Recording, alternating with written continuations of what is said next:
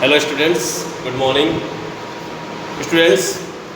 जैसा कि हम लोग क्लास 9th की फ़िज़िक्स डिस्कस कर रहे थे, उसमें हम लोग ने चैप्टर ग्रेविटेशन स्टार्ट किया था। तो ग्रेविटेशन में हम लोगों ने बहुत सारी चीज़ें पढ़ी।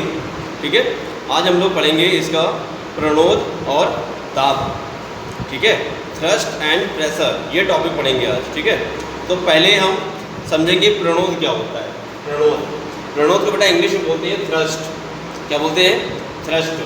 थ्रस्ट मीन्स होता है धंसना। पार्टिकुलर थ्रस्ट मीन्स क्या होता है? धंसना, यानी कि किसी चीज़ में कोई चीज़ गड़ना। ठीक है, ये होता है आपका थ्रस्ट। ठीक, इसको हम ऐसे समझेंगे एग्जाम्पल की हेल्प से। जैसे कि हम लोग जानते हैं एक ड्राइंग बोर्ड होता है, बुलेटिन बोर्ड, जो हर एक स्कूल में लगा होता है, जहाँ पर न्यूज़ वगैरह या कोई इंपॉर्टेंट मैसेज वगैरह चिपकाया जाता है। ठीक है, तो वो जो कोई इंपॉर्टेंट मैसेज होता है वो किससे चिपकाते हैं? हम लोग एक कील से चिपकाते हैं। ऐसी एक कील होती है, नेल होती है, ध्यान आया आप लोगों को? ठीक है, तो उससे हम लोग उस मैसेज को उसमें गाड़ देते हैं ऐसे करके, तो वो मैसेज वहाँ पे पेस्ट हो जाता है, सारे बच्चे लोग उसको देख सकते हैं। ठीक है, तो वो मैटर मेन नहीं है, मेन मैटर इस कील में है बेटा। ठीक है, अब इस कील में हम लोग कैसे उसको दबाते हैं? क्या इस सिरे पर दाब डाल के तब ये सिरा अंदर करते हैं, कि उसको उल्टा रख के इधर से हम दाब डालते हैं तब उधर से धंसता है वो? अरे जाहिर सी बात है, कॉमन सेंस है ना। अगर इधर से दाब डालेंगे तो इधर से घुसेगा तो है नहीं बोर्ड के अंदर, और उल्टा अपने हाथ में और घुस जाएगा। बात समझे नहीं समझे? अपने हाथ में घुस जाएगा ये चीज़। क्यों? क्योंकि ये पॉइंटेड है। क्या है ये? पॉइंटेड। ठीक, तो सबसे पहले हम समझेंगे क्या प्रणोद क्या होता है। ठीक, प्रणोद। अब देखिए हम लोग, अगर हम लोग इसको अगर तिरछा डालेंगे, तिरछा घुसेड़ेंगे उसमें बुलेटिन बोर्ड में, तो क्या होगा? हमको ज़्यादा मेहनत करनी पड़ेगी और ये कील जो है बुलेटिन बोर्ड के अंदर धंसेगी नहीं। ठीक है, अंदर नहीं जाएगी। ठीक, तो कील को आसानी से बुलेटिन बोर्ड में धंसाने के लिए सबसे पहली चीज़ तो इसका जो चौड़ा वाला हिस्सा होता है, चौड़ा हिस्सा, इधर से हमको प्रेशर लगाना पड़ेगा। ठीक है, तब ये नुकीला हिस्सा उसमें बोर्ड में आसानी से घुस जाएगा। ठीक, पहली चीज़ तो ये है। और दूसरी बात ये है कि हमको इसमें लंबवत बल लगाना पड़ेगा। कैसे? लंबवत, यानी कि एकदम सीधा 90 डिग्रीज के एंगल पे। ठीक, अगर हम तिरछा मिर्चा करके लगाएंगे उसको तो वो उसके अंदर धंसेगा नहीं। ठीक है, तो जो ये लंबवत बल काम करता है, इसी बल को बोलते हैं प्रणोद। सभी के समझ में आ गया? क्या बोलते हैं इसको? प्रणोद कहते हैं। ठीक, प्रणोद को इंग्लिश में बोलते हैं थ्रस्ट। थ्रस्ट। ठीक है, तो अब परिभाषा लिखेंगे हम थ्रस्ट की। कील को मिटा देते हैं, आपको समझ में आ गया होगा। ठीक है, प्रणोद की परिभाषा लिखेंगे। प्रणोद किसी वस्तु की सतह पर किसी वस्तु की सतह पर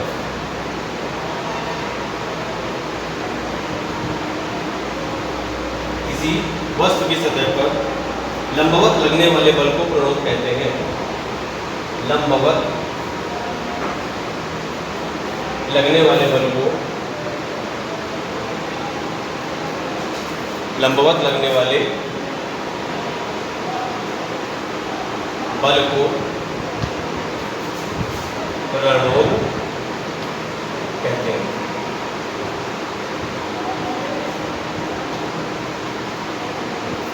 ओके, आप इसको एक एग्जांपल से और समझ सकते हैं।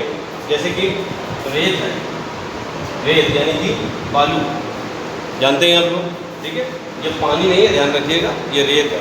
ठीक है, रेत पे अगर हम लोग खड़े हैं, इस पोजीशन से अगर हम खड़े हैं, ठीक है, तो अगर रेत अंदर को धंस रही है, अगर रेत हो गई या दलदल हो गया, दलदल जानते होंगे आप लोग। ठीक है ना, बॉगी स्थान, बॉगी प्लेसेस। ठीक है, दलदली स्थान। तो अगर हम लोग इसमें खड़े हैं, ठीक है, तो खड़े रहने पर, लंबवत खड़े होने पर बल क्या होगा? प्रेशर ज़्यादा लगेगा। प्रेशर यानी कि दाब ज़्यादा लगेगा, हमको इसके अंदर धंसने के चांसेस ज़्यादा रहेंगे। ठीक है, और अगर हम इसमें अगर हम लेट जाएँ, यानी कि अगर हम ये जो एरिया है ये कम था यहाँ पर, ठीक है, एरिया अगर हम बढ़ा लें तो हमारे धंसने के चांसेस क्या होंगे? कम हो जाएंगे। ठीक है, एक ये भी समझिएगा। ठीक, तो जो लंबवत बल लगता है उसी को बोलते हैं प्रणोद।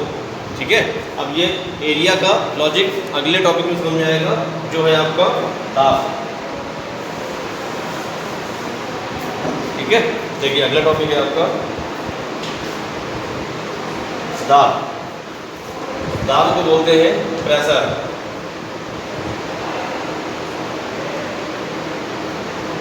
दाब को क्या बोलते हैं?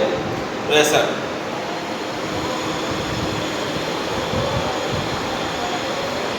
ठीक है, इसकी परिभाषा है बेटा, प्रति इकाई क्षेत्रफल पर, प्रति इकाई क्षेत्रफल पर लगने वाले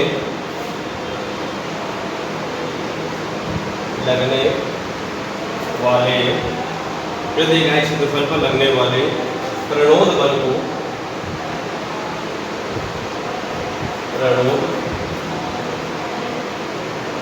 बल को दाब कहते हैं।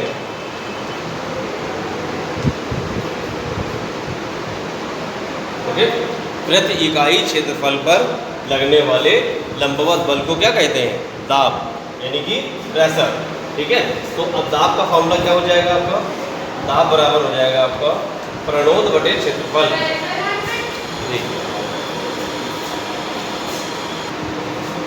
तो बेटा दाब बराबर क्या हो जाएगा आपका? प्रणोद बटे क्षेत्रफल। प्रणोद बटे क्षेत्रफल,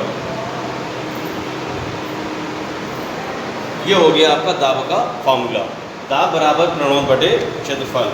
अगर हम प्रणोद को लिखें F और क्षेत्रफल होता है एरिया, हम जानते ही हैं। ठीक है, तो दाब P बराबर हो जाएगा आपका F/A। ये हो गया आपका फॉर्मूला। ये भी एक फॉर्मूला है, लेकिन ये हिंदी में लिखा हुआ है, ये सिंबल्स में लिखा हुआ है। ठीक है, फिजिक्स में जितने भी फॉर्मूले हम पढ़ेंगे, अगर हम सभी फॉर्मूलों को सिंबल में पढ़ें, सिंबल्स में, तो वो आपके लिए बहुत बेनिफिशियल होगा। ठीक है, सीधे हम याद कर लेंगे P बराबर F/A। ओके, P बराबर F/A। ठीक है, अब इसका मात्रक निकालना यहाँ से बहुत आसान है। F क्या चीज़ है? बल। F क्या है? बल। बल का मात्रक क्या हो गया? न्यूटन। और A क्या है? क्षेत्रफल, यानी कि इसका मात्रक हो गया मीटर स्क्वायर। क्या हो गया? Metre square. तो ये बन जाएगा न्यूटन प्रति मीटर स्क्वायर। ओके, न्यूटन प्रति मीटर स्क्वायर। क्या है? दाब, दाब का मात्रक। ठीक है, बराबर बल का मात्रक, और बटे क्षेत्रफल का मात्रक।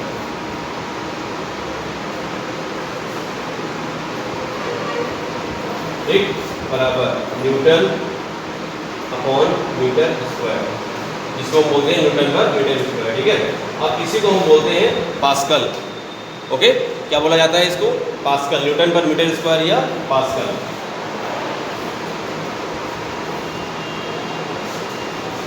ओके, पास्कल को PA से डिनोट करते हैं। PA से डिनोट किया जाता है पास्कल को। ठीक है, नोट कर लीजिए फटाफट आपको सारा मैटर ये। थोड़ा सा पहले हम लोग दाब को समझते हैं, दाब क्या चीज़ है। ठीक है, जैसे मैंने अभी पहले बताया था आपको कि एक कील है। ठीक है, कील, इसके ऊपरी सिरे पर बल लगाते हैं, यहाँ पर बल लगाते हैं। ठीक है, यहाँ पर बल लगाने का मतलब क्या है? देखिए, दाब बराबर बल बटे क्षेत्रफल। दाब बराबर बल बटे क्षेत्रफल, इसका हमारे जीवन में बहुत बड़ा योगदान है।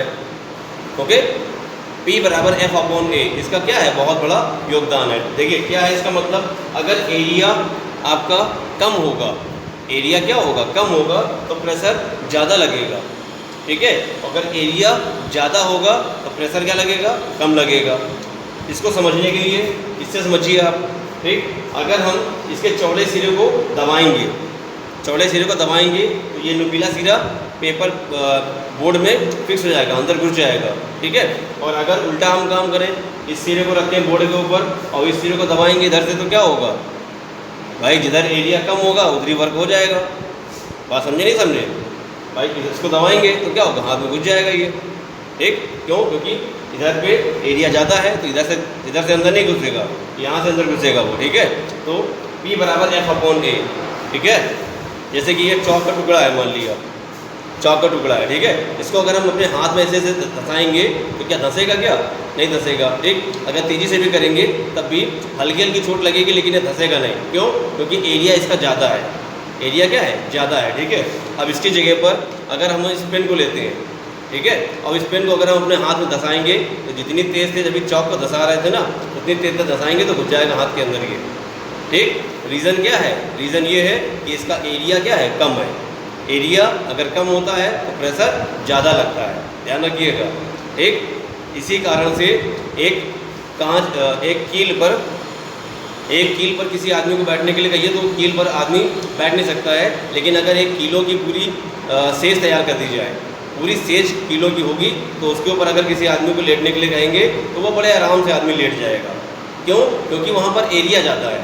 क्या ज़्यादा है? एरिया। एरिया अगर ज़्यादा होगा तो प्रेशर क्या लगेगा? कम लगेगा, ठीक है। एरिया ज़्यादा तो प्रेशर कम, ध्यान रखिएगा। ये बहुत ही बेनिफिशियल बात है जो हमको मालूम होनी चाहिए, ठीक है। चलिए।